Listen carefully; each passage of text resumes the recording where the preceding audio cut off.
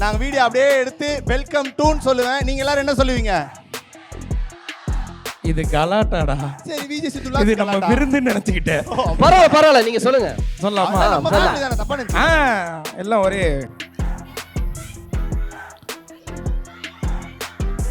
என்னது அஷத் கேக்கல போ. வெல்கம் டு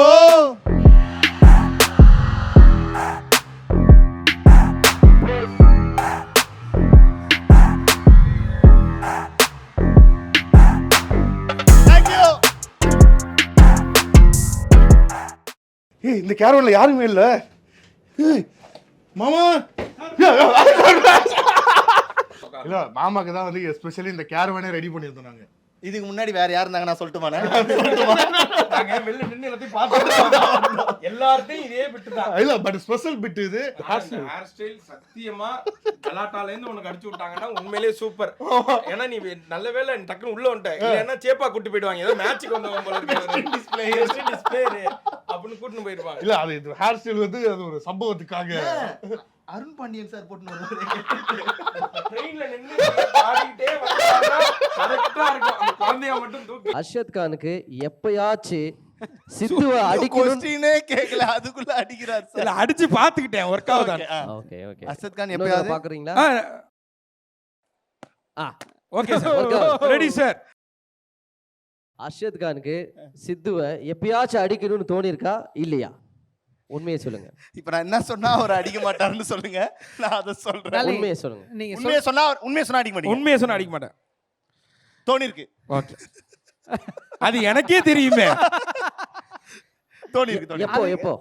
அது டெய்லியும் தான் தோணும். எப்படிங்க? இப்ப வரும்போது கூட இல்ல அப்படி இல்ல, ஒரு கற்பனை தானே எல்லாமே. சே ஒரு நாள் நம்ம ஒரு அடிச்சா எப்படி இருக்கும் அப்படி அந்த மாதிரி தான். வேற ஒண்ணு அடிடா. நீ அடிக்காம யாரும் அடிக்க மாட்டாங்க. பாத்தீங்களா? அதனால தான் இப்படி சொல்லிடுவாருன்றதால தான் நான் அடிக்க மாட்டேன். அதோட விட்டுருவேன். ஓகே. இது உண்மை அப்படின்றதுனால அவர் அடிக்காம இருக்காரு. சவுண்ட் வராம இருக்கு. நெக்ஸ்ட் கேள்வி. அர்ஷத் அவர்களுக்கு ஒரு மிகப்பெரிய பிளே பாய் அர்ஷத் கான்.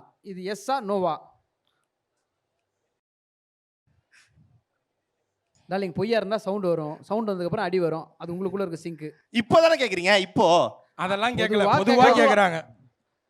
நேத்து வரைக்கும் இருந்தேன், இன்னைக்கு திருந்திட்டேன். No. அதெல்லாம் வேணாம். எதுக்குனோ? நான் ப்ளே பாய் கிடையாது.